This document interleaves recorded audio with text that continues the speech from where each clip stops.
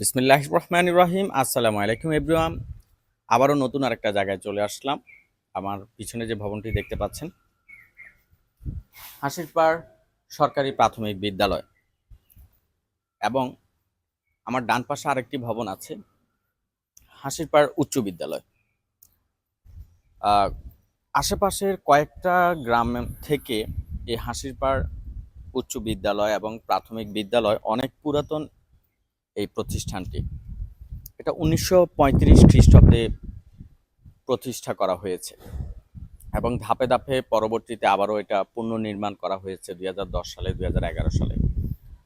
এবং এটার যে শিক্ষা ব্যবস্থা, অন্যান্য আশপাশের স্কুল প্রতিষ্ঠান থেকে এই স্কুলের রেজাল্ট এবং ছাত্রছাত্রীর সংখ্যা অনেকখানি বেশি, যেহেতু এটার যাতায়াত ব্যবস্থাটা অনেক ভালো আছে।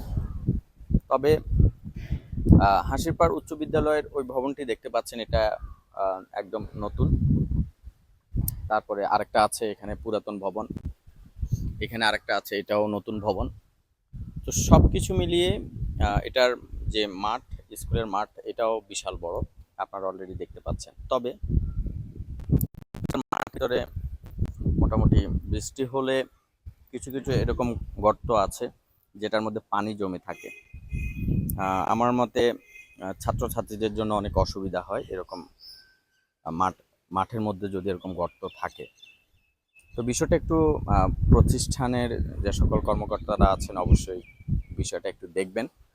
তো আমি চেষ্টা করছি বরাবরের মতো আমার ভিডিওর মাঝে বিভিন্ন স্কুল প্রতিষ্ঠান, মাদ্রাসা তুলে ধরার। সো কেমন লাগছে অবশ্যই আপনারা জানাবেন। এবং আজকে চলে আসলাম এখানে আরেকটা ভিডিও বানানোর জন্য। এর আগে গোবিন্দপুর স্কুলে বানিয়েছি, এখন হচ্ছে হাসিপাড় চলে আসলাম। সো নেক্সট আরেকটা জায়গায় যাব। সো দোয়া করবেন সবাই, পরবর্তী ভিডিওর জন্য অপেক্ষা করবেন, এবং যদি ভালো লাগে অবশ্যই ভিডিওগুলো শেয়ার করে দিবেন। ভালো থাকবেন, সুস্থ থাকবেন। আজকের জন্য ভিডিও এখানে শেষ করছি। আল্লাহ হাফেজ।